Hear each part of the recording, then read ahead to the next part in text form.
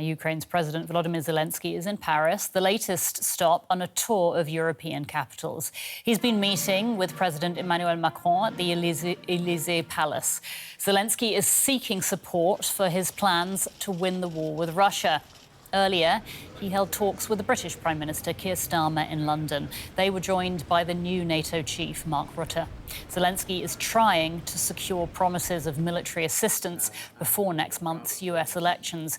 It's feared aid from the US could dry up if Donald Trump wins the White House.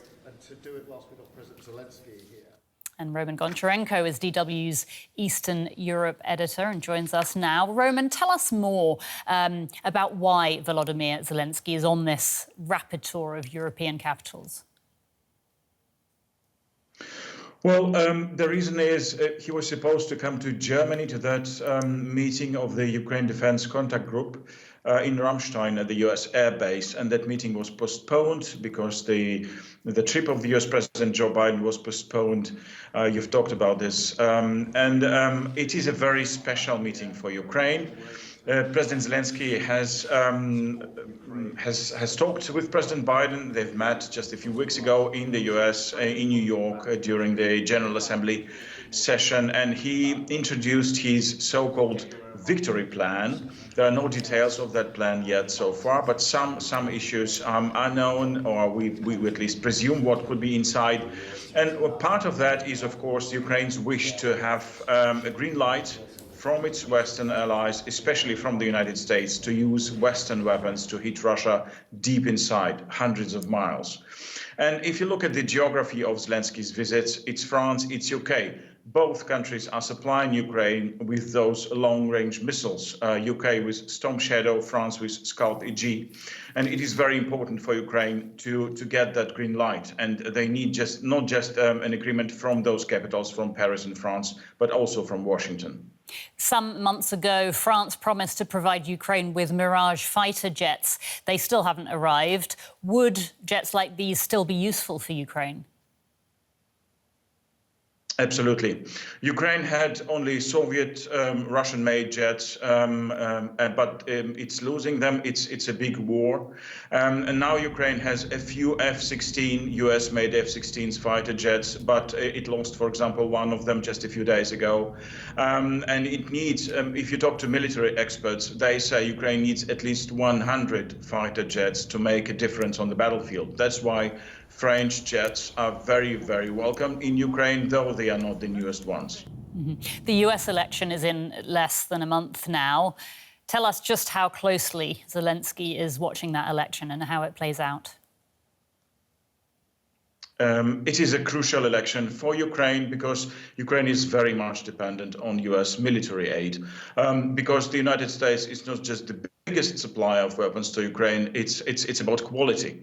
If we talk about systems like missiles that I've just mentioned, systems like ATACMS or HIMARS, those mobility rocket systems, or air defense systems like Patriot, Ukraine needs them. And to use them, even if they are given not by the United States, but also from other NATO countries, Ukraine needs a permission from Washington.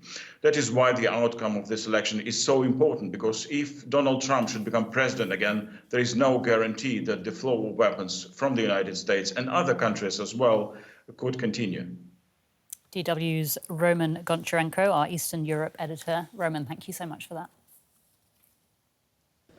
I asked DW's Charlotte Chelsom-Pill, who's in London, to tell us more about what the Ukrainian president and the British Prime Minister discussed when they met at Downing Street. Well, we know that this meeting was all about securing financial and military support for Ukraine as it eyes a tough winter ahead in the war against Russia. Now, we know that Zelenskyy raised with Starmer his so-called plan for victory. Zelenskyy writing a short time ago on X that he and Starmer have agreed to work on the plan, which Zelenskyy said aims to create the right conditions for a just end to the war with allies. We know, too, that Zelenskyy also raised Kiev's long-standing request for permission to use Western-supplied long-range missiles for strikes deep inside Russia. Now, that permission so far not forthcoming, and it appears nothing has changed after this meeting today in London, a spokesperson for the Prime Minister saying that while the UK wants to put Ukraine in the strongest possible position, there'd been no change on the UK's position on those long-range missiles. The spokesperson saying as well that in war, no war has been won by one single weapon. So no change on that request from Zelenskyy there. OK, and London was the first stop on the Ukrainian president's whistle-stop tour through Europe, but it's certainly not his last, is it? Tell us again what's on his itinerary.